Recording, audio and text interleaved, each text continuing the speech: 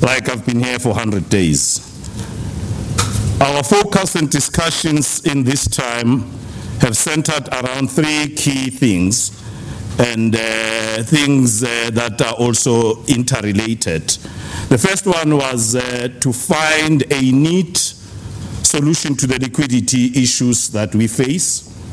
The second one is addressing governance-related matters as a matter of urgency and releasing the Eskom interim results on a going concern basis before the end of January.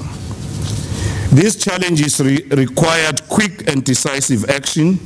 Although these cannot be entirely solved overnight, we believe that the steps that we have already taken are a first step to, amongst other things, inculcate a renewed culture of good governance and entrenching financial and business discipline as a foundation to restoring the credibility and integrity of this institution. Ladies and gentlemen, as the board, we strongly believe that what underpins the stabilization of Eskom is fulfilling our duty to improve trust and restore investor confidence in order to access financial markets and to reestablish the credibility of this strategic organization, which will be celebrating its 95th anniversary in March. The issuing of these interim results today is one of many more necessary steps in the journey of its renewal.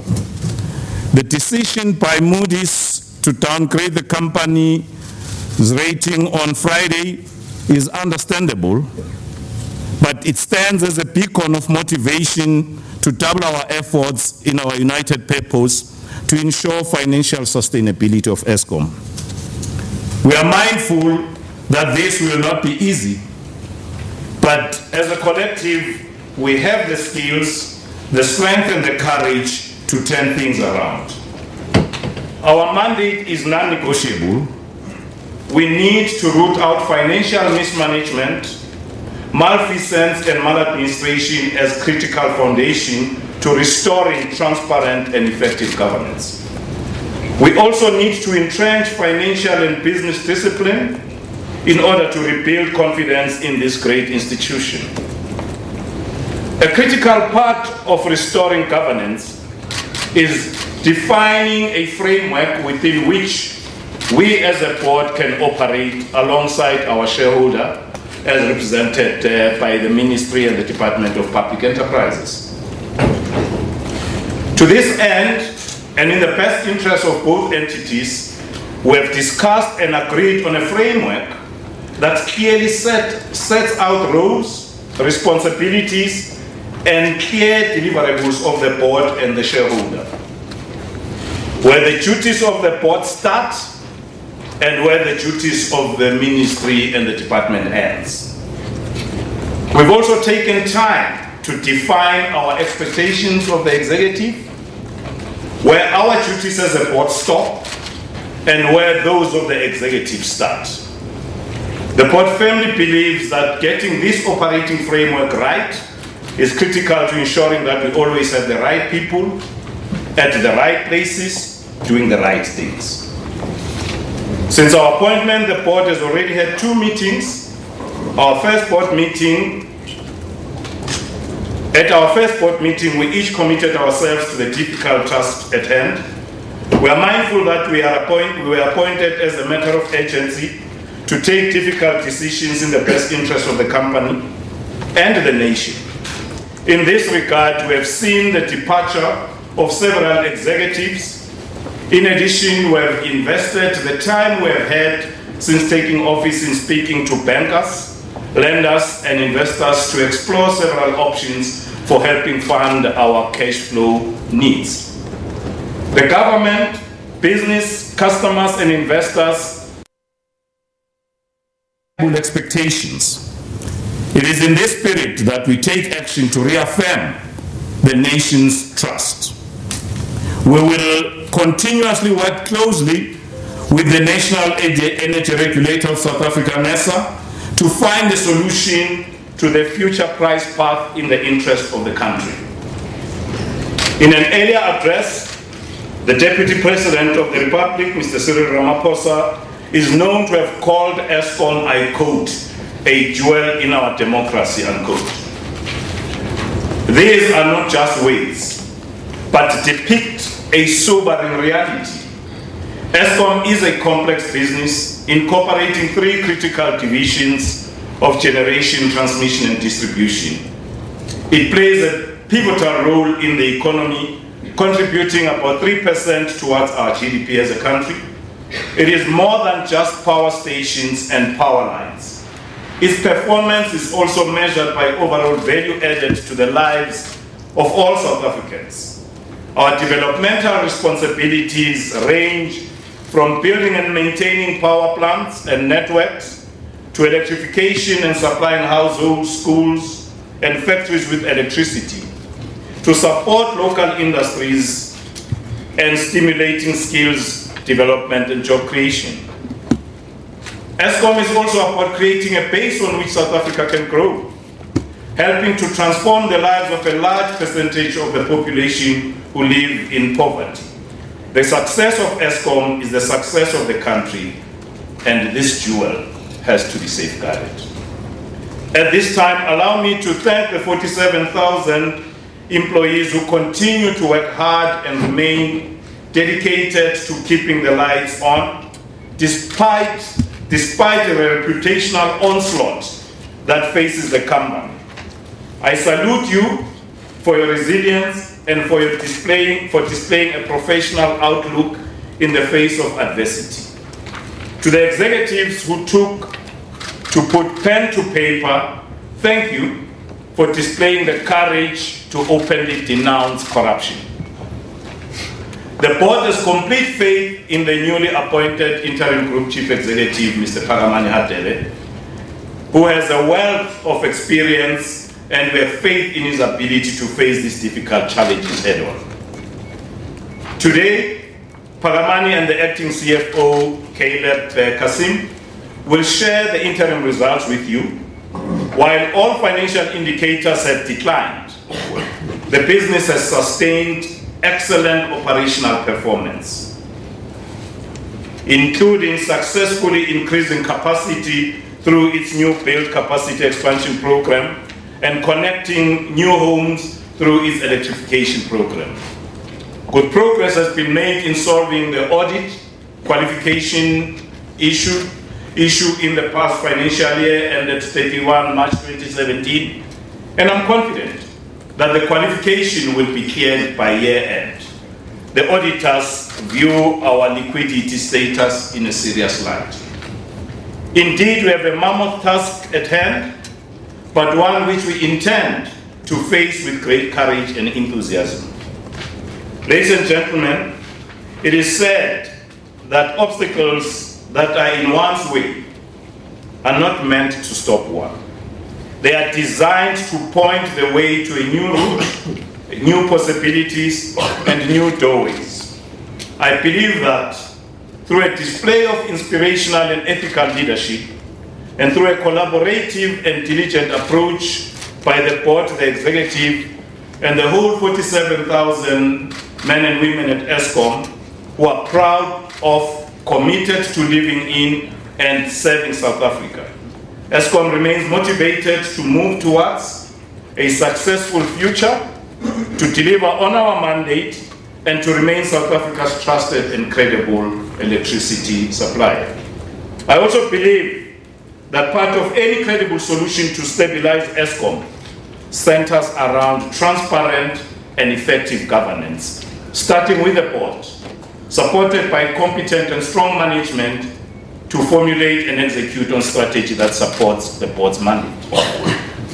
I want to reiterate that I strongly believe that with the right governance structures at the board and executive management level, of priority is entrenching financial and business discipline as a foundation to restoring the credibility and integrity of the utility with financial markets. These are some of the key principles that are critical to stabilize, reform, and ultimately set Eskom for a sustained success. Ladies and gentlemen, members of the media, I just think it's also important to thank you for your role in querying, in quizzing, in lifting the lead, in elevating the issues for public interest. We thank you and we urge you to continue. Thank you very much for your attendance. Thank you, Kulu.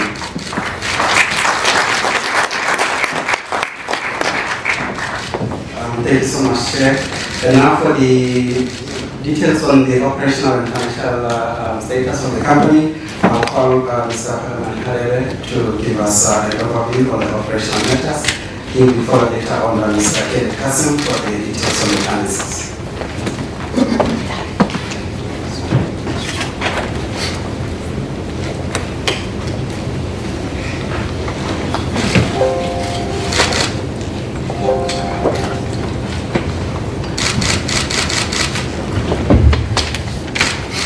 Good day, ladies and gentlemen. Thank you so much for making time here to be with us today. So our colleagues, members of the media, the chairman of the board there, and some board members who are available here today, executive of Eskom. Ladies and gentlemen, I'm honored to stand here in front of you. And I'll start by highlighting that I don't see my responsibility as being that of Eskom, but I see it as that of the South African economy, our country. And I'm honored that I've had people who felt that I could add value in this space, and I'll do my best to do so. The contents of the presentation here today will touch a bit on the overview of the key challenges that Eskom is facing, which you guys have covered in detail. We'll also look at the leadership and governance and operational performance. Then we'll look at the financial performance.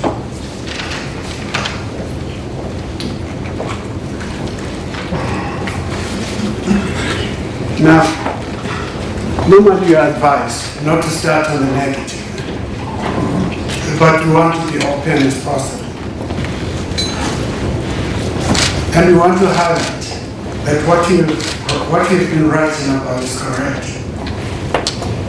And that is, Eskom is facing significant financial challenges.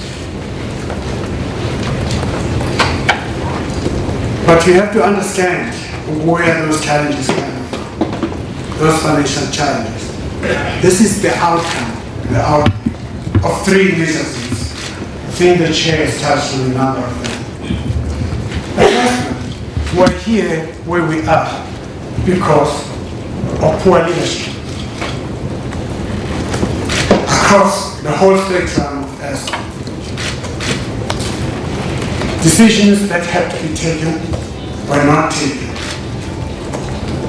And now we're where we are.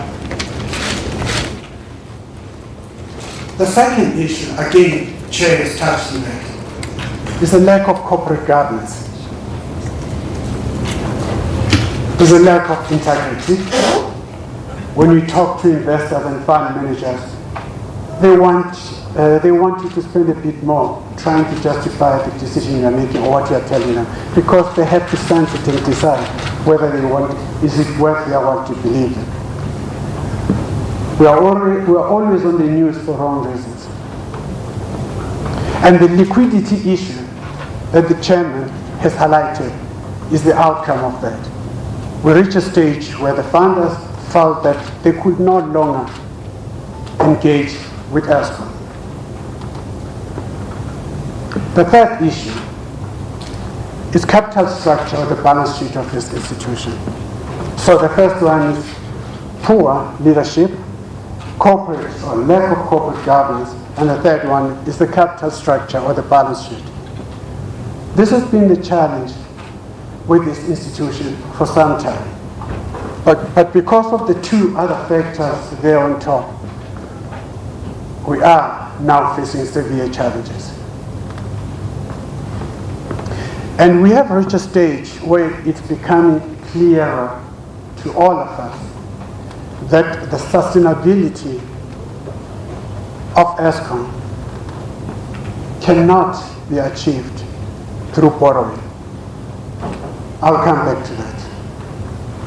Now, To then understand these financial challenges that are besetting or that are facing Eskom, you have to separate two things for your clear understanding of what is happening. You need to put on this side and look into the operational performance of the institution. And on the other, you then have to look at what we call key challenges facing Eskom. If you are looking at the operational performance, and again the chair already touched on that, while the performance is not optimal, but it is satisfactory. Sometimes we tend to forget about the day-to-day operations of what Eskom is doing. And accordingly, those 47,000 people that are working for Eskom have done incredible work under trying times. Of course, we have those that we have to deal with. But purely on the operational side of business, the institution has done well. We can improve that. We can enhance the efficiency of that.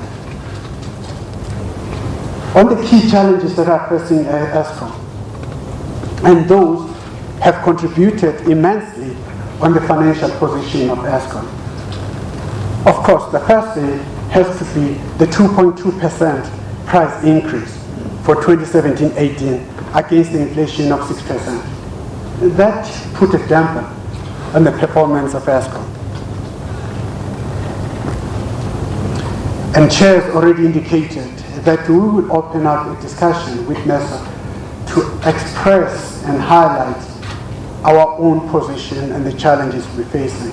And we feel that if we are open in our negotiations and discussions with them, we'll reach a point of equilibrium. The second challenge that is facing Eskom are the declining sales volumes. They have decreased by 1.9%. And of course, we all understand that while there's a lot of emphasis globally to be more globally or environmental aware, but that is not the only cause for that shift in South Africa. That shift is partly because of the challenges that people are facing due to our own operations as Eskom. The third issue again that we have to look into has been the increasing municipalities arrears. That has increased by 33%, an increase in arrears from 9 billion to 12 billion.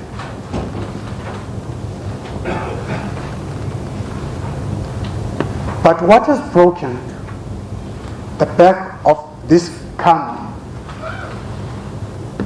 which is Eskom, has been three things that the chair touched on. It's a qualified audit report that we received. And that qualified audit report was primarily because of three things. Irregular expenditure, I want to highlight, is not fruitless and wasteful expenditure. It was irregular expenditure. And it talks about the leadership, because this could have been avoided. To account for the expenditure that we have incurred over the years is just a daily operational activity in a normal institution. The team that Khalid is working with has covered about 80% of this. The second issue is corporate governance, which has led, as I've already indicated, to liquidity issues. Let me give you a scenario so that you begin to understand how these two work together. And me and the chair will go to understand this on Sunday after the announcement on Saturday. Knowing the funders and the bankers and the investors, it was very easy to talk to Andre, who's our treasurer, group treasurer at Eskom, and request that we be given the list of the key funders of Eskom. Of course, we're given that list, and we're happy that these are the people that we know.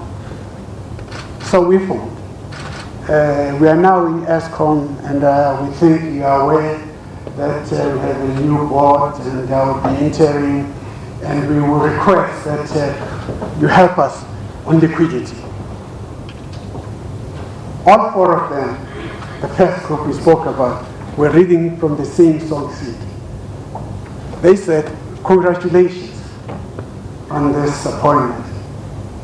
And they said, we like what is happening. We've been arguing and trying to raise this for so many times with government. And they say, unfortunately, we are not in a position to discuss with you the funding unless you deal with the elephants in these rooms that you have, corruption.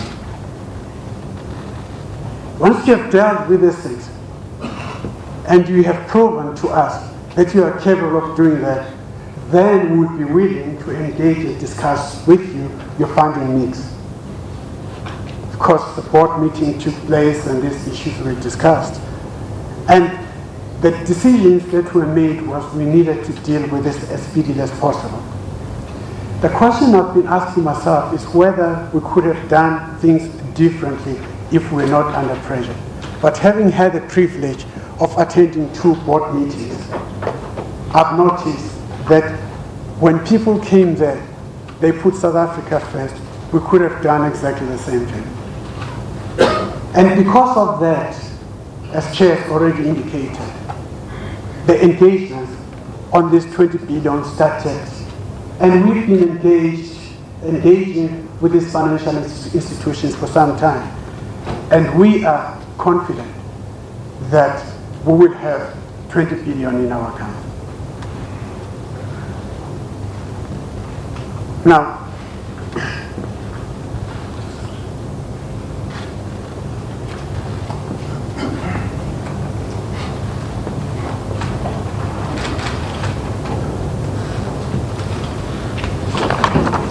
again, back on the leadership. We have already spoken about this thing. The board was there, I was interim, and the board, as the chair has already indicated, has prioritized us. That is the appointment of the CFO and the CEO. And the allegations, all those that are facing allegations, we'll deal with. However, I spoke to 400 senior management of Eskom yesterday, and I was trying to highlight that when we talk about leadership, we are not talking only about people from above. And when we are talking governance, we are not talking policies. And when we are talking about the balance sheet, we are not talking about recapitalization only. Let me tell you what I discussed with them. I felt that leadership is not just about the appointment of the board. That the shareholder is done. And leadership is not about the board through the concurrence of the land ministry appointing the CEO. It's not. It's more than that. And it is also not about the Eskom that gets appointed by the CEO. But it's about the ability of the leadership of the institution creating an environment that allows everyone who has seen something to raise their hand and say, this is what I've seen, and I'm reporting. It is about the culture that is created where the staff members, irrespective of their levels in the institution, are given a space to raise their hand and say, so-and-so can't be in the corporate, in the expert team, because she lacks credibility. That is the kind of the culture that we want to build. And we are far from it at this moment in time, but we are going to work on that so that each and every member of Eskom feels that they have a space to add their value in ensuring that this institution achieves what it seeks to achieve. Governance. Governance is not about policies. You know, Eskom, I read some of the policies. They are very good. is not about control systems. It's about people that you have there. It's about how they engage with other people. It's the willingness of the people to see beyond what is good for them, but is good for the organization, which is good for the country.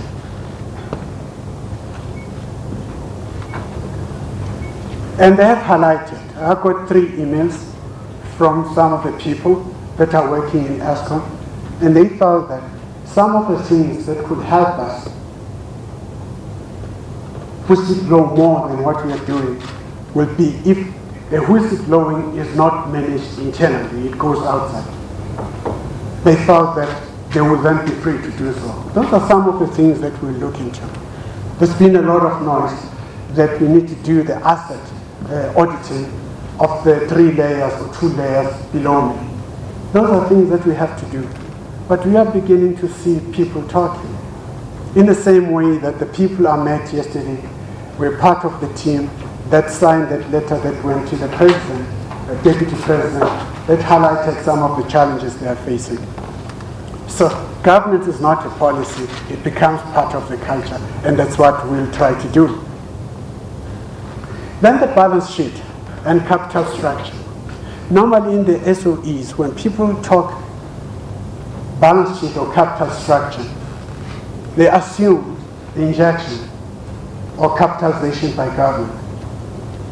But the balance sheet or capital structure is more than that.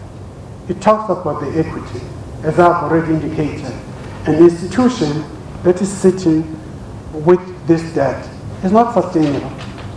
If you're looking at the gearing ratio of Eskom, it's 72%, which therefore means that if you can continuously make losses of about 10% over the next 4 or 5 years, the institutions will be in real trouble. Hence the need of converting some of this debt into equity. Now, we can talk to government. There are other government entities like ITC, DBSA, and PIC that we can enter some negotiations and discussions to review the balance sheet. But these are things that we have to think about as we move forward. But importantly for staff members is that the equity side of business or of the balance sheet also includes the earnings. So we have to make sure that on the one side we reduce the cost of doing business, and on the other side we maximize the return. That's the strategy that we have to endorse.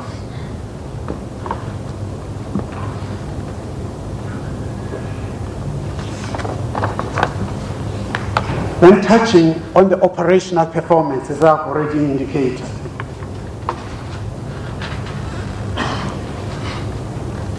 generation plant availability, we are sitting comfortably at 83.2%. Eskom had targeted 80% by 2020. However, let me highlight that this will decrease because we'll be going through the maintenance. But again, it just shows that on the operational side, Eskom is an institution that is worth noticing. The transmission system minutes lost. And again, it's another achievement. In the 3 months time, 3 months under review, as end of September, it was 1 minute 04. From the history where we were coming from, that is an achievement. So, just looking at this, you put the distribution again in network interaction.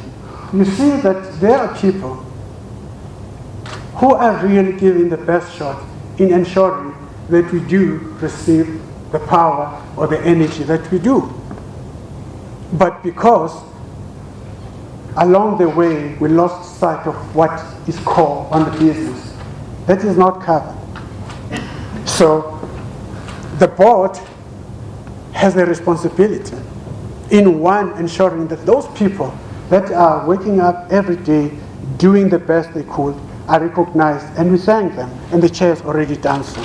But over and above that, we create a kind of environment that will encourage them to add even more. Hence, I am confident that Eskom can turn the corner. If this was not here, I would be worried. So I begin to see that the challenges that Eskom is facing are less about core operational issues, but more about individuals who are after certain things that are outside of a mandate, who we can deal with it as soon as possible. That is what I've observed since I've been at Eskom.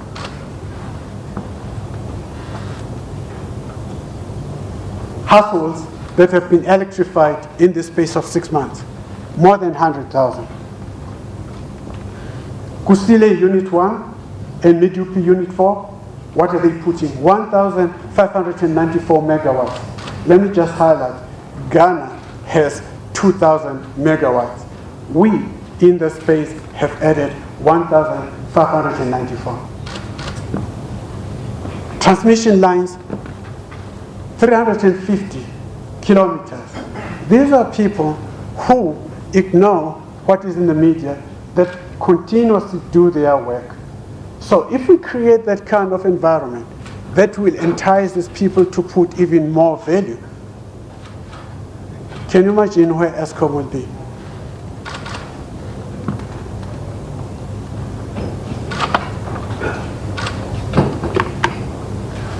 Still on the overview,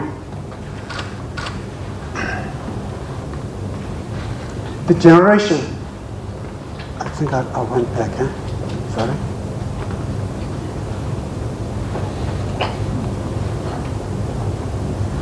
Yeah. Environment performance, as you can see. Whereas last year we're sitting at 0.29 of the megawatt hour sent out. I was told about this yesterday, I'm still trying to find out. But every hour we determine, we calculate the sent out on the megawatts, which has decreased from 0.25, from 0.29 to 0.25. And also the water usage, you'll see, is coming down. The lost time injury rate, again, is improving.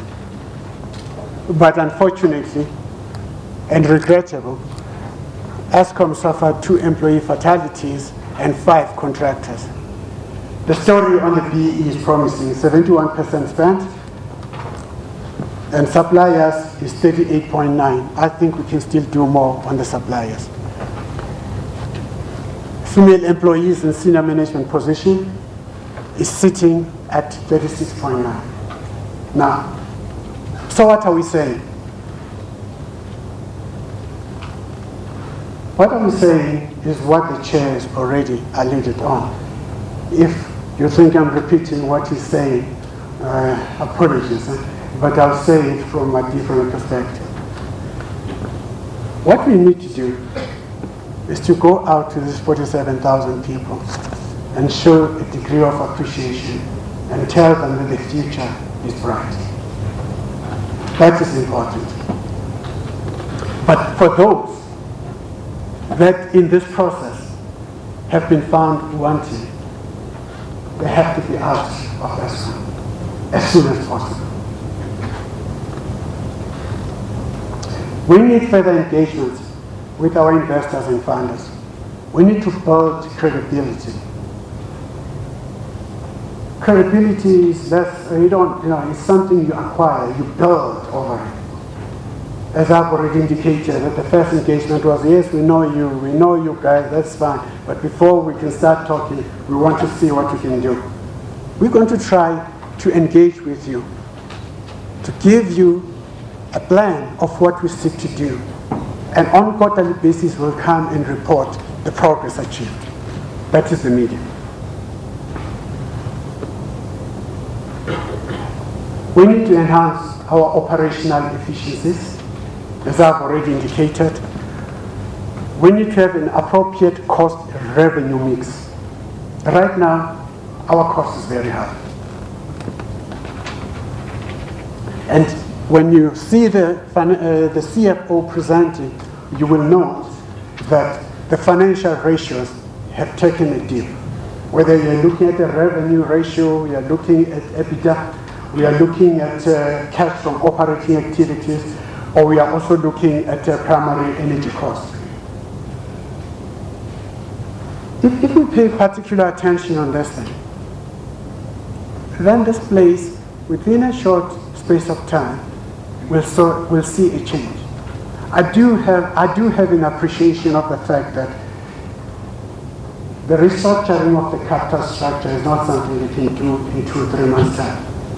But the board has articulated clear to me that these are some of the priorities. So as we do the cleanup, as we stabilize the institution through revenue and cost matching, we will be working on the capital structure.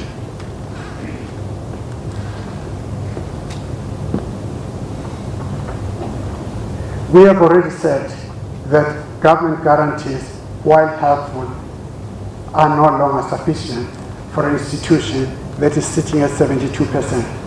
But to go and request recapitalization without any other option is not the best option. So we will sit, we will look at all options as I've already indicated, and we are already talking about those, and we'll come up with what we think is best. Now, the CFO then will come and present the financial performance. I would like you to have this at the back of your mind, what I tried to highlight, that what he's presenting is an outcome, a product, the result of an operating model that's, while not so efficient, but is satisfactory against the key challenges that we are facing. And that if we can deal with these key challenges, then Eskom would be in a totally different league. And please, Khalid, please.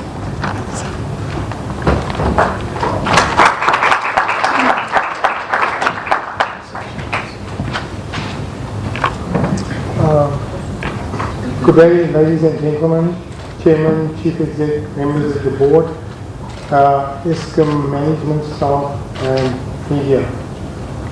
I think the Chairman and Fakamani have set the tone of what I'm going to say, and I will highlight some of the factors and what does it mean.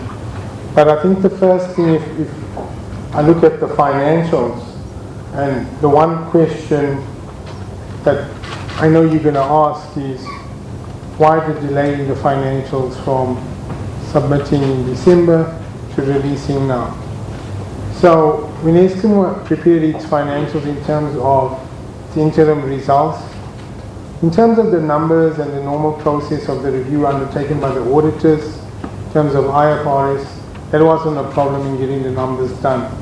Obviously, one of the factors that are taken into account when we release financials is what is the outlook beyond the date on which you're releasing, and that 12 to 18 month view around the going concern. And a function of that is, what are the revenues are you projecting as Eskom for the financial year, not the year we're talking about, the FY 18-19, on which Eskom had applied for a 19.9% revenue application, and which we received a 5.23. So once that decision came out, Eskom had to assess the impact of that decision by the regulator on its operations, but more importantly, its financial sustainability going forward beyond the date in which we're talking about today, which is 30th of September 2017. And the discussions effectively and the concern correctly raised by the auditors is Eskom a going concern with a 5.23% price increase? And effectively, the auditors said, if you release your results as Eskom without getting the necessary support from government that we feel is a plan that you can deliver and execute on, you can release it, but there will be a qualification. And we understand the implications of a qualification with Eskom's debt sitting at 367 billion and a large component of that guaranteed by government. And effectively it led to the engagements and intervention between Eskom, our shareholder, and National Treasury around how do we come up with a plan that will give comfort to the auditors around our going concern on the back of a 5.23% decision by the regulator. What you will see when the results are released in detail, where we are is the auditors are saying they are not convinced we're completely out of the woods. We've got an unqualified review. It's not an audit at this point in time, but there's an emphasis of matter which cautions users of this financials around Eskom's ability to meet its requirements when they become due going forward. So that is the challenge that the chairman and the chief executive are speaking about. So we've got an emphasis of matter which says, yes, these are our concerns around the going concerns, and there's many assumptions and factors that are disclosed in that note.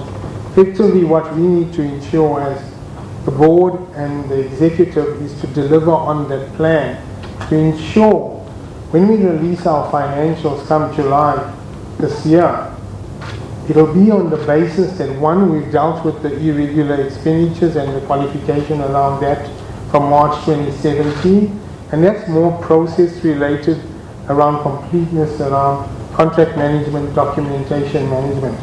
And I have a slide on that where we're comfortable, that's under control, and we'll deliver on that. The big challenge is then ensuring that through rectifying the governance issues and the mismanagement issues, we are in a comfortable position to go into the markets and get access to funding, not only locally, but also internationally, to meet our requirements going forward. Because Eskom's capital expenditure doesn't stop at the end of March. We need to complete our new build, we need to maintain the existing generation and the networks, and that requires on average about 50 billion rand of capital expenditure. If we don't have cash from operations that can fund that capital expenditure, Eskom effectively borrows 100% to fund that capital expenditure. You will see when I highlight the results, what is our cash from operations doing, what does it cover, and how much does it contribute to our investing activities. So I think the first point I want to highlight, yes, we've released the results, but there is a note on the emphasis of matter around our going concern status, which we must continually focus on. In terms of the numbers itself, we're working, as we've said, 2.2% price increase for this year, and the reduction in volumes of 1.9 literally neutralizes the increase out. So you see that the revenue amounts year on year remains literally flat. What Eskom has managed to do in this first 6 months of the year is try to minimize the cost escalations and cost containment to ensure that on an EBITDA perspective, we remain very close to what we reported in the last financial year in terms of September 2016.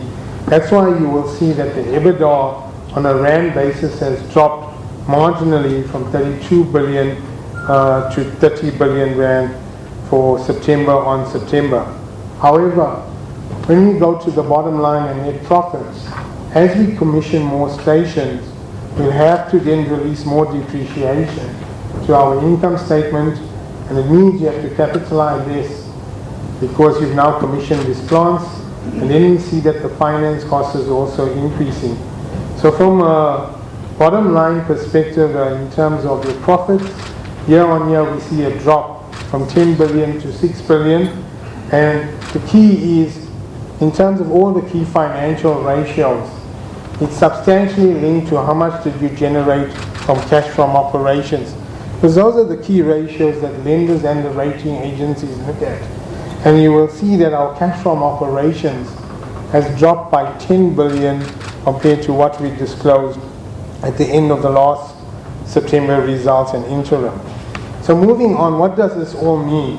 It does mean if your cash from operations drops significantly and your debt has increased, it only means one thing in terms of the key ratios that are covering your debt service commitments. They are trending negatively. And that's the information that lenders, rating agencies look at, as well as the auditors. They believe that it's not at the levels where it should be to give comfort, and I think that's the key reason, one of the key reasons why Moody's has downgraded Eskom last week Friday. So if we move to these ratios, this is what has happened in terms of revenue. You can see a slight drop. As I said, it's literally cancelled out between the drop in volumes and the price increase, your EBITDA has dropped by the 2 billion, which in percentage terms is 6.8%. But the challenge for Eskom, what has happened to the cash from operations? And that's a function of two elements. What has happened on the income statement with regard to the drop in profits of 4 billion year on year, but the other big component being the change and deterioration in your working capital, substantially linked to the growth in our arrear debts linked to the municipalities. It has resulted in that drop in cash from operations. In terms of primary energy, you will see that year on year the cost escalation in total primary energy, including IPPs, has only been 2%.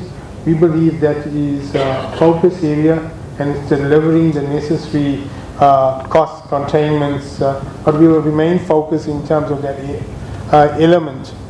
And then the financial ratios, as I said, they all deteriorate in terms of compared to last year. For example, cash interest cover down from 2.7 to 1.5, and similarly your gross debt to EBITDA is deteriorated from 12 to 14.1. And as Pakamani has said, if you look at where your gearing ratio is, it's reflecting close to 70% as at September 2017. So I think in terms of the financials and the key ratios, it's all a matter of cash from operations. And yes, Eskom must look to extract whatever efficiencies it can on its cost base. But we can't ignore the fact that the other element that contributes to cash from operations is your revenue stream. And that is a function of two elements, what the volumes are and what the tariff is. And if that's not at an appropriate level in terms of the tariff, that cash from operations is not going to be sufficient to sustain Eskom with a debt that currently sits at 367 billion rand in terms of our balance sheet. So here's the income statement year on year, and you'll see substantially, if you look at the amounts, it hasn't really moved both on revenue, as I explained why, and if you look at our cost base, primary energy just up, that's a rounding number in terms of 2 billion rand in the year on year. That's a 2% change, but a 1 billion change. Employee costs are down 1 billion rand, and your operating costs remain relatively flat. And then you see the slight change in depreciation linked to the commissioning of the renewable as they come online. And then you see the drop in net profit for the year. And you will remember that Eskom makes its bottom line profits, and it does much better in terms of performance for the first 6 months because of the cyclical nature of the organization. You have higher tariffs in winter, you generally have more volumes in the first 6 months of the year. Whereas in the second 6 months of the year, you generally lose money in terms of your income statement.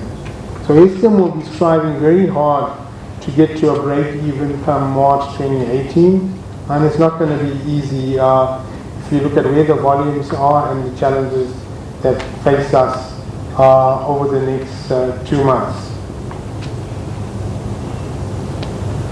In terms of sales, so where has the decline come from? In terms of redistributors, a minus 3.5% drop. In total, 2 terawatt hours. And from a redistributor perspective, we're looking at warmer weather conditions in terms of winter, as well as switching to much more efficient uses of electricity. We've also seen that the much better rainfall in the region has meant that in terms of supplying cross-border, we have seen a reduction in cross-border sales. However, on the positive side, you can see on the agricultural sector, that has grown by 4.6%. If I now move on and touch on primary energy, because it is a big component of our cost base. So what has happened in terms of that 1 billion increase year on year? You will see coal has gone up 1.4 billion. In terms of IPPs, we've underspent compared to the previous year. I think it's more volume related. We literally haven't run our OCGTs in the first 6 months of the year. And the coal escalation, despite being 1.4 billion year on year, if you look at the percentage growth in terms of rand per ton, year on year, we've seen that tracking inflation, which is far lower than the historic trend of around 15% in terms of coal costs. In terms of renewable IPPs, we've seen that the average is 205 cents, reflected in a downward trend compared to last year of 218 cents per kilowatt. So that's from a primary energy perspective. I believe that Eskom is doing a lot to maintain that and keep that as definitely below inflation. But there are challenges, and we just got to continuously focus on those areas. The financial position, this basically comes down to the assets have grown in terms of the capital expenditure that we've incurred, and effectively what that financial position reflects is how was that growth in capital expenditure funded during this period from Eskom. And what you will see there is that firstly your debt has grown by about 34 billion to deal with the 59 billion rand growth in property, plant and equipment. And in the other component you will see the reduction in liquid assets. So effectively we said whatever we spent on capex, because of the funding constraints, we used whatever we could borrow, but the other element was cash that you have available, we have utilized a lot of that. And you will see that that's the impact in terms of the cash balance and where we stand in terms of the challenges of liquidity and the concerns around going forward. The rest of the items remain fairly consistent with the previous year. And then if I just reflect a summary of your cash flow statement, that's what we're talking about. The cash from operations has dropped by 30%, by 10 billion linked to one, what's happening on the income statement, and two, the arrear debt substantially growing on the municipal side. And then you will see that we had to repay a bit more debt than what we did in the last financial year, as well as your interest costs going up as your debt escalates. You can see the investing activities have literally remained flat year on year, and the financing activities haven't moved. So from a pure cash movement perspective, you see that deterioration of a net 14 billion rand movement from a cash perspective. If I just touch on our capital expenditure as a total, it's fairly consistent with what we do on an annual basis, around 25 billion per annum, slight drop in this window of September 2017 compared to September 2016. And what you want to also highlight here is that if you see the costs that we've incurred to date, especially around Kusile and Madupi, a significant amount has already been incurred, and then what must still be completed to fulfill these both programs. We were asked a lot of questions during the public hearings around stopping of these Madupi and Kusile in particular, and we just want to highlight again, firstly we have many contracts. Stopping these projects would mean penalties in terms of the contractors, but we still have to meet the requirements of supply and demand. Now, if we decide to stop, for example, Kusile, it'll mean make sure that your other plants have the necessary capital refurbishments to meet the demands as we go into the future. I think another important element one must not underestimate. The thermal efficiencies of these new plants are far better than the older plants, and they have better environmental performance than our older plant, as well as our water usages. Currently we are projecting in terms of our latest approved limits to be within those for cost of completion. This is a challenge. You know, we talk about liquidity and it's not an easy thing to fix. Total debt, we've touched on the municipals that have grown by 9 to 12 billion. Soweto has grown by 500 million. But in total, we see an overdue debt of 19 billion rand. And we talk about liquidity challenge. Now the challenge for Eskom is if we could collect even half of that, it makes a big difference to our liquidity position and the concerns raised by many stakeholders out there. You will also see that under other customers, there's 657 million rand. That's linked to some of our cross-border customers that are overdue. So we've seen that in total, the growth is 3 billion, and we do see that substantially we need to address from a country perspective, how do you get your municipalities to pay the accounts? We can't be supplying where we find low margins on our income statements and the customers not paying us for our product. That is unsustainable in any business. Funding, as I said, initially we started with a funding plan for this financial year of 78 billion rand. We've reduced it during the year to 55 billion.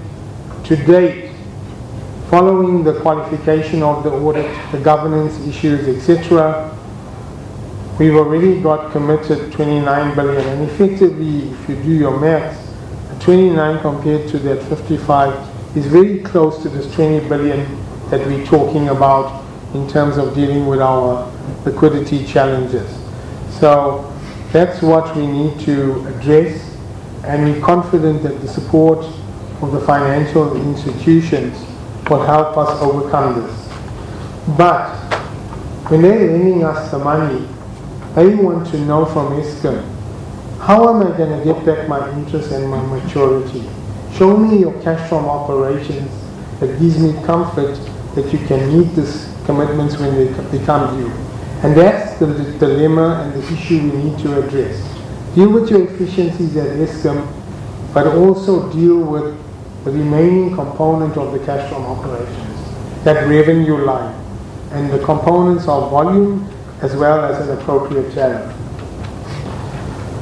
In terms of, although when we do the review, the auditors don't focus on the PFMA stuff, we have got approval of a recovery plan which we report back on a monthly basis to our executive committee as well as the board audit on risk on how we're doing. And this is just to highlight what is Eskom doing in terms of the last finding. We're basically reviewing all our commercial contracts.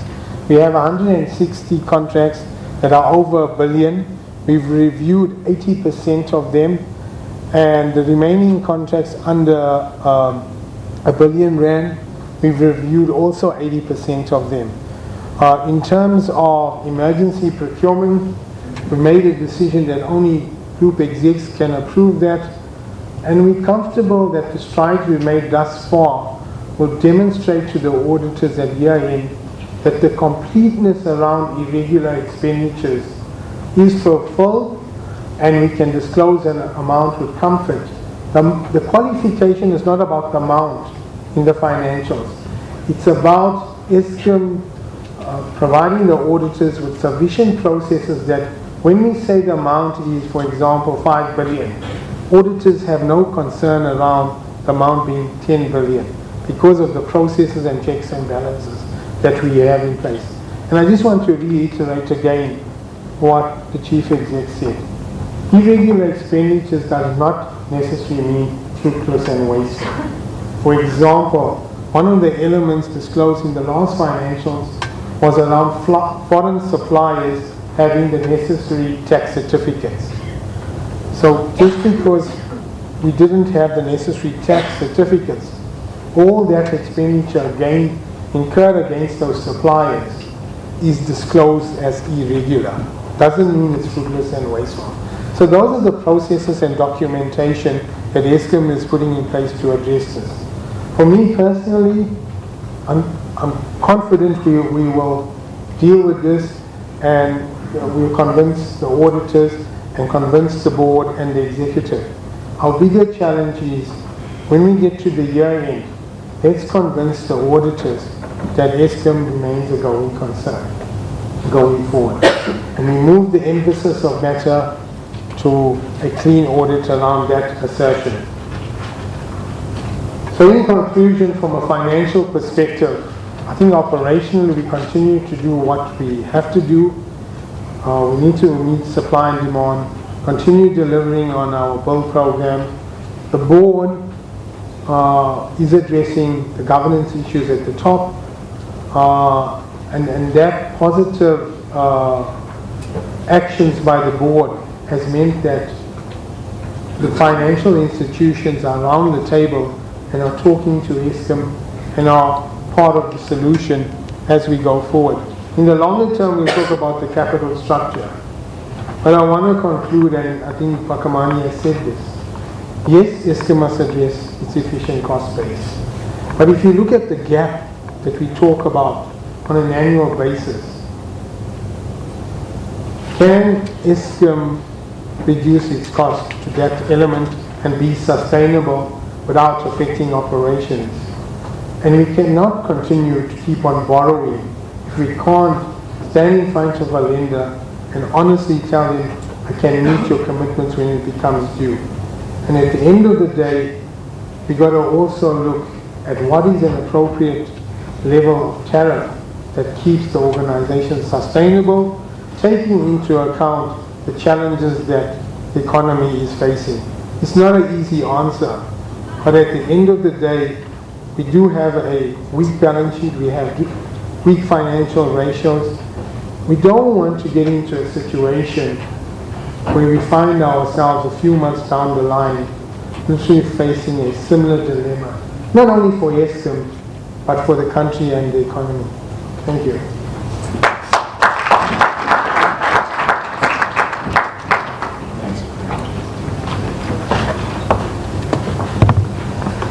Thank you, leadership.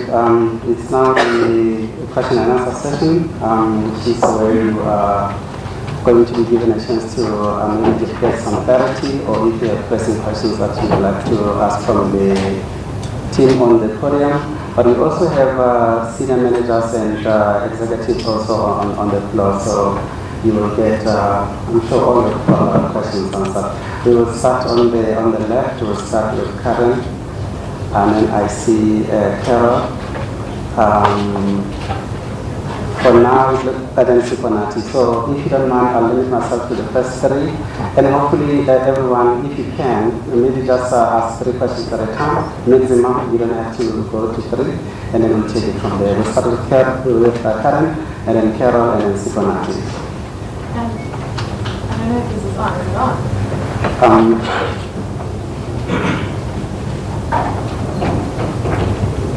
Yes, okay, sure. Oh yeah, it's working. Thank you very much. Karen Moore from EMCA. Mr. Babuza, you began by speaking about defining the roles between the minister or the executive and the board. I would just like further clarity on that.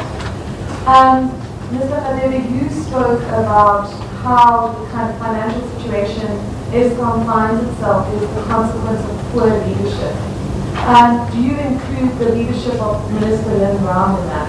Because obviously there is an assertion that she has failed to exercise due oversight in terms of her role. And then finally, you had an extraordinary situation where the former CEO penned a letter validating that R1 billion contract that was given to McKinsey.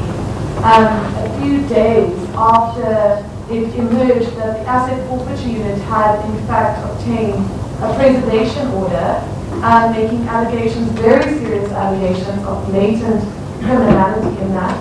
Is there any suspicion on your part that his actions, which he says were done on behalf of the board, were an attempt to thwart that asset forfeiture unit process? And do you believe the board there's any kind of allegation or suggestion that the former board was complicit in an attempt to protect those responsible for the criminality that AFU says happened from some form of prosecution? Thank you. Thank you, Karen. Carol? Right at the front. Thank you. Hi.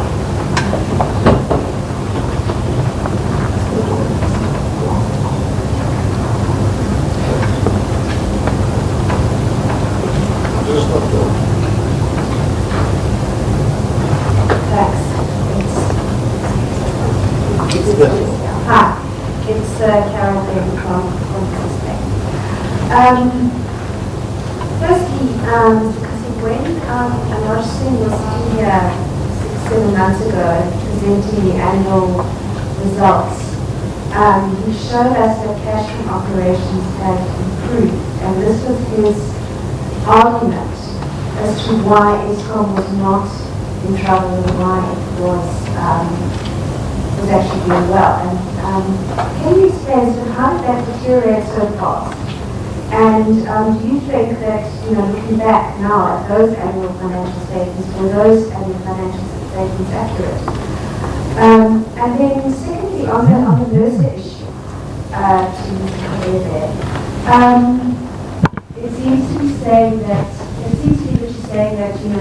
NERSA is sold in the profits, but every single time Eskom goes to NERSA, NERSA says we're not efficient, therefore we're not going to give tariff.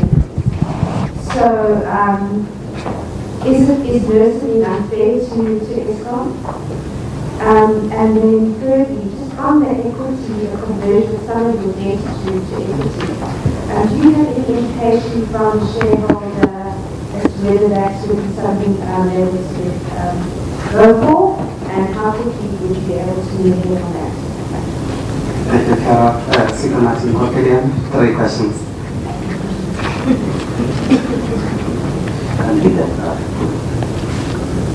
Mr. Mabuza, well begun is half done. So, good on you, sir, and congratulations on a good start. May you sustain it. My questions first go to Mr. Karim on the finances. You only paid 10 billion rand in interest for debt finance. Surely that's too low for the levels of debt you have. And in that income statement you have 9 billion rand listed as other expenses. Can you shed some light on that?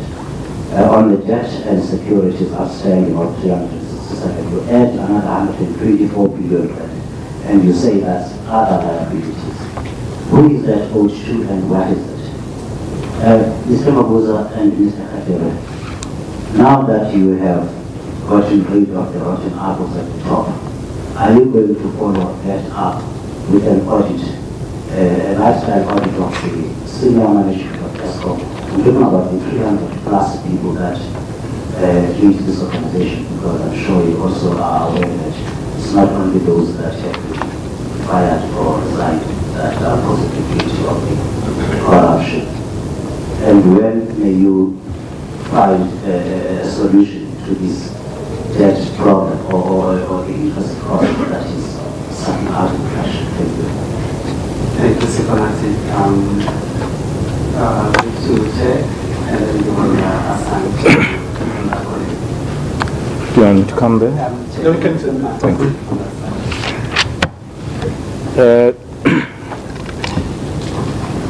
Not yet been to a parliamentary hearing, so I'm not used to pressing these gadgets. I guess I need to learn fast. Thank you very much. Karen, I know no other way in a business, in an enterprise, either than appreciating that shareholders have the money, they have the decision, they choose where to invest their money. This is after they've done an exercise knowing that they can get better return elsewhere. And they've already concluded that somebody can yield better return than they can for themselves. So I know no other model either than that. So the shareholder has long decided to want to invest in Eskom. But I also know that I can't choose shareholders, but they choose a board. Once they've chosen the board, that's where the start of the debate begins. That's where the debate starts as to who acts in the best interest of the company. And it must be the board. The shareholder must act in the best interest of the shareholder. So that would already start to suggest there are going to be some issues of difference. We have one shareholder.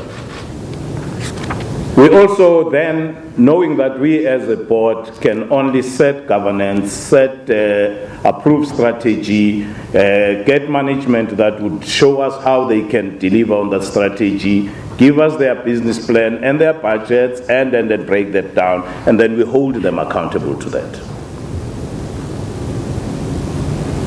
Just in the framework of the roles between the board and management, I am very clear that my role at Eskom and that of the board, we have nothing to do with customers. We have nothing to do with suppliers. We have nothing to do with staff. I don't employ, I don't procure, I don't sell, I don't collect debts. Mine is to make sure that there are processes and systems and capabilities in the organization to sell what we produce, collect what we sold, bank what we have collected. Use that money to pay the shareholder if there's a dividend and pay the providers of debt. So part of what we had to agree on, and I think we're in agreement with the shareholder representative on this point, as to where is the shareholder stops after having given me the mandate and told me what are the hurdle rates they want. Mine is to then find the management that can be sure that it can do the things that are right, selling power, generate power in terms of our mandate, and sell it in a reliable and a cost-effective way. So that's where Pagamani and his executives have to start. So this role delineation was more to ensure that we are clear about this point up front. That is in no way saying the shareholder cannot give me instruction. That is in no way that the shareholder cannot set me policy. That is in no way saying the shareholder cannot hold me accountable.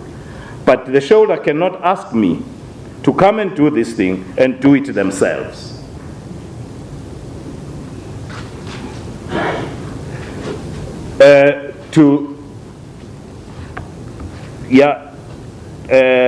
Maybe let's deal with Karen, unless you want me to respond to all those that were related to me, or we deal with Karen and then can move to Carol and then Skonat.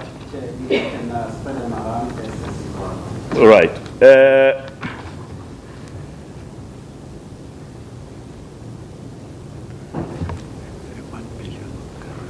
Right. I think I would ask Caleb to answer these questions on the 10 billion interest, the 9 billion other, and the 367 billion plus the other liabilities, just to explain this. Before you do that, I think what Paramani is saying is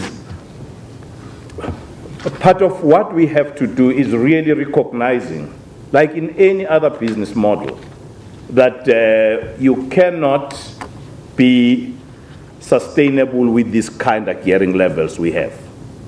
It's not sustainable anywhere else. You have an EBITDA to your debt ratio of way over 10. Yeah. It's just not sustainable. Two, you cannot be in a business that relies on borrowings to cover consumables. So there is a need to have a discussion. Having done, we as a board want to refamiliarize ourselves with what the strategy of the company is. Hopefully we would find a resonance with that strategy. Sit with management, say, to deliver on the strategy, this is the kind of capital structure you need. This business belongs to the shareholder. It is the shareholder that must fund this business. Our role as the board and management is to identify in a detailed manner where the problems are and find and provide a solution to address them. None of that is to pay for this. We are not expected to pay for this. We're expected to bring a detailed analysis of what the problem with a detailed way of how we're going to resolve the problem. If the detailed problem analysis yields that your capital structure needs revisiting, we will be having a conversation with the shareholders. And lastly, for my part, just to deal with the NESA issue, I don't think, Carol, we think NESA is the panacea, tariffs is the panacea for our problems. That's part of the problem, that there is reliance on tariffs and on borrowings. We need to be saying, are we producing energy in a reliable and cost-efficient way that we can defend our pricing methodology and our pricing formula and paths? That's all what we're saying. But also, we do not think it is right to have a situation where your relationship with the regulator is one of acrimony. We don't have to be sweetheart with the regulator. However, we need to recognize they've got a duty to regulate us.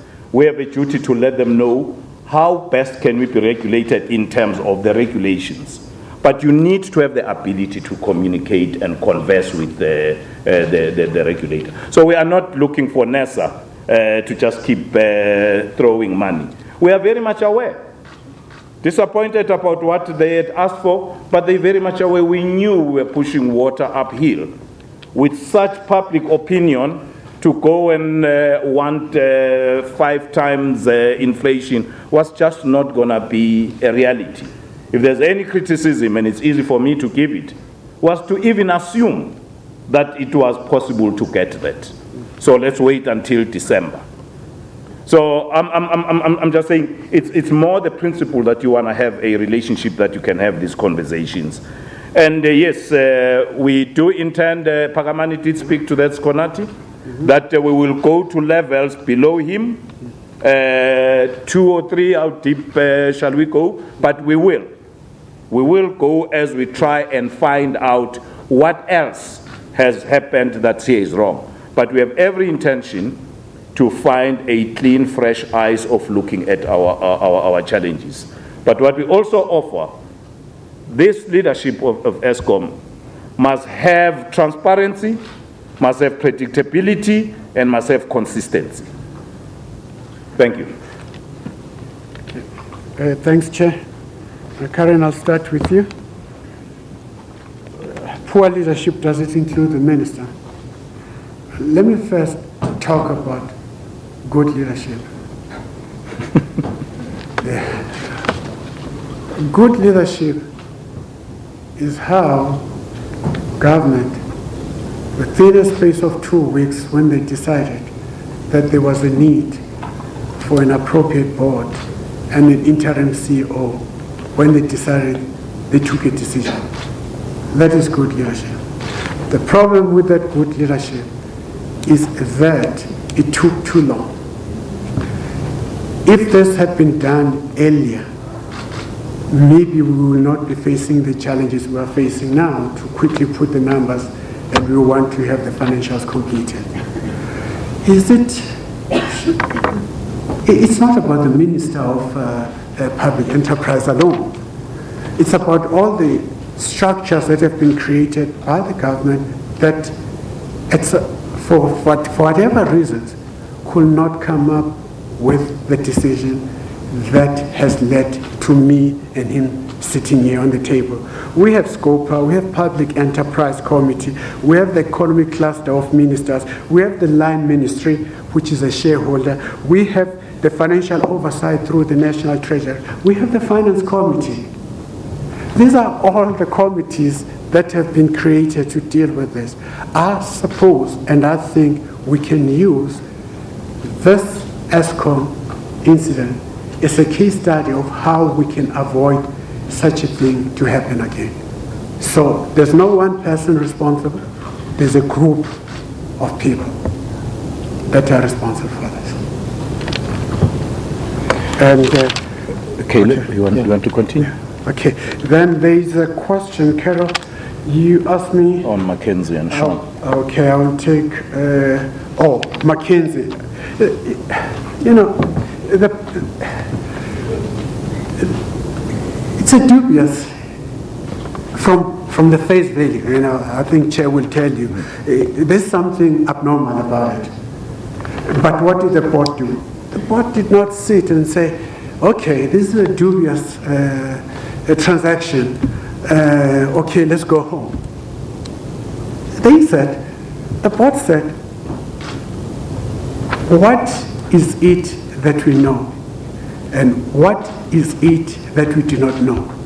And the conclusion was, let's do a thorough investigation on all those transactions that seem to be implicated when it comes to corporate governance issues. And that is what we're going to do. In fact, on the transaction we are talking about, is already being investigated, but that's not the only transaction. We have a number of transactions that we have to look into, and the board is prioritizing that. But Chair, I think you can add, because we're chairing the meeting where the decision was made. Yeah, with the one rider that in the nature of these things, they are now part of an investigation. We need to be a bit governed by that without being transparent or being opaque. I think we as a board, we always, and that's what I offer the minister, we always insist on accurate, timeous, and reliable information. And I guarantee that I will never get the minister surprised. Neither do I want to be surprised by management.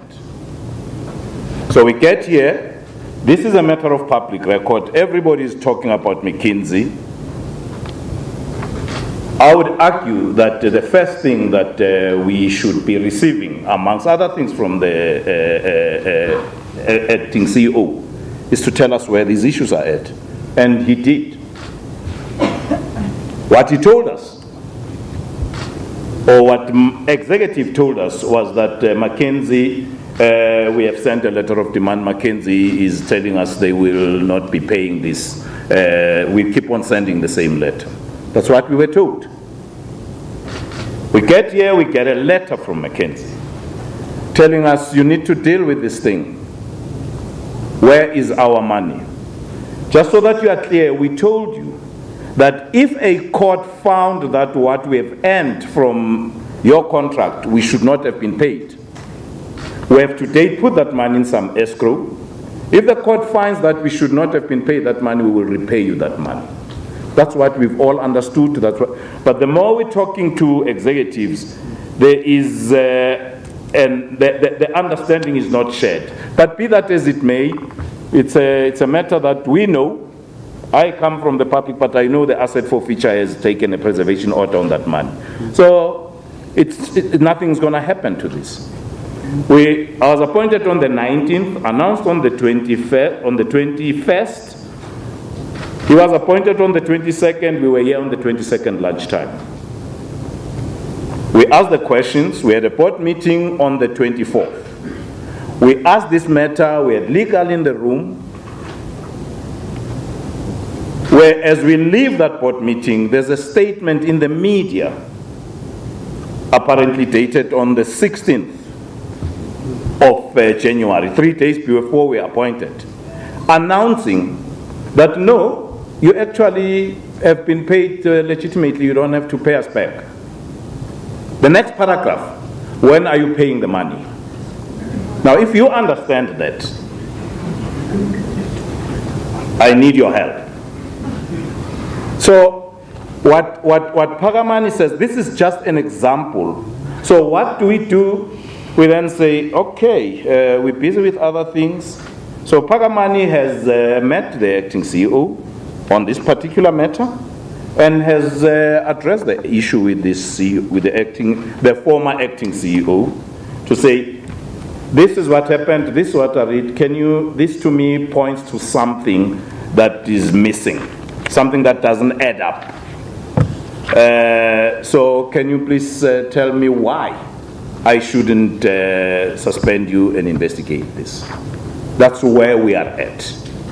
And so if you could just accept and appreciate that in its nature, I don't want to be sitting here and talking about an investigation that is currently underway. But I just wanted you to see where we are at as to, yeah, so there we are looking at what were the authorities, what were the decisions, and that's not an easy thing to find. Thank you. Carol, it's the debt to equity. Do you have any interest from the shareholder? I think there's a recognition, an acknowledgement that the balance sheet as it currently stands is not sustainable. So we have to find a solution. But the solution is not just capital injection. That's what I was highlighting. That is not government providing that capital injection. So we'll be going back to shareholder and proposing some of the options that we think are available. As I've already made an example, that we have institutions like IDC, which is in the same sector, we have DBSA, we have PIC, we could see how we can craft those things. But it's one of those priorities that we're looking into. So it's not whether or not the balance sheet is appropriate, but it's how do we deal with the issue. We're not looking at private sector participation. It's still open, we're 7 days. So we're sitting in and we're looking at all those options. If it does make sense, we will look into that and we'll talk to the shareholder. I mean, we have gone through that. Telkom, Chair, you might help us on that as the Chair of Telkom. But it's something that is worth our while to look into. Yeah. Caleb and Kulu will deal with Sikonati. You wanted to follow up, but Caleb, can we go to the numbers? Yes, thank you, Chair. First, Carol's question, was the financials in March 2017 a fair reflection? I think 2 points I want to make. If you look at that point in time, what cash we had in the funding we were securing, and in terms of that going concern assumption, at the release of our last financials, we made an assumption of a 12% price decision that we would have got for the financial year, and that gave rise to the cash flows which reflects the going concern situation, and also at that point in time, we've secured a lot of funding. What has changed between 6 months ago and where we are now?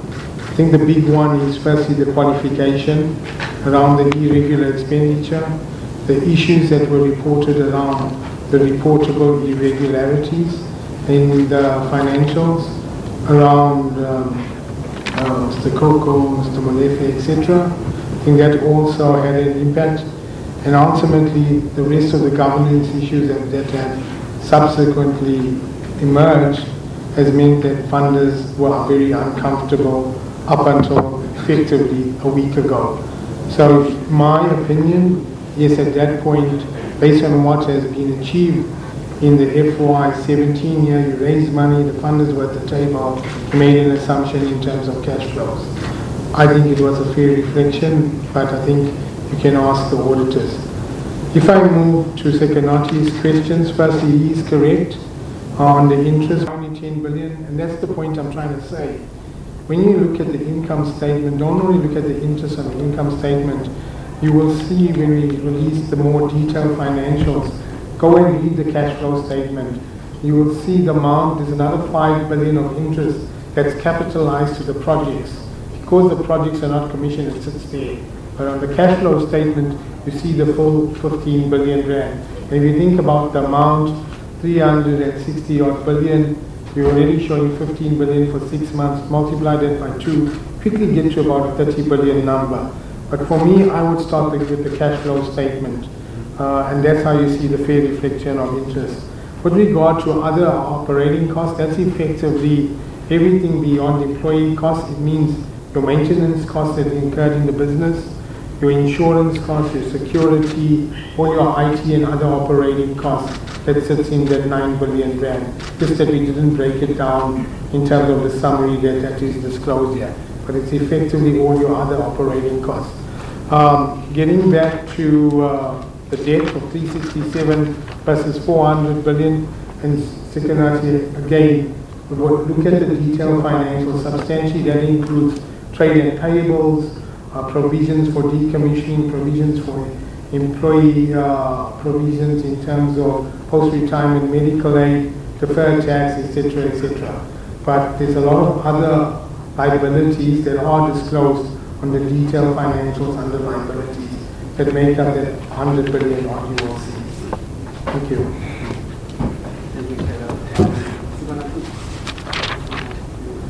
I see you have your hand up. So I wanted to clarify, but hopefully this is a directly seeking question. So if that is the one, then I'll ask you to ask only one question before I move to this side.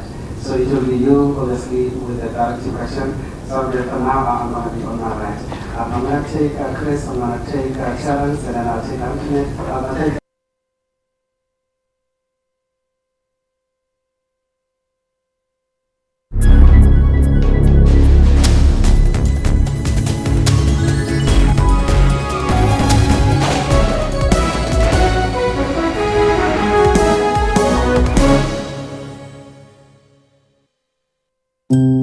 The only way to pour the perfect beer, this professional barman would tell you, is into a glass tilted at exactly 45 degrees. Oh, bless you. Bless you, sir. Bless you again.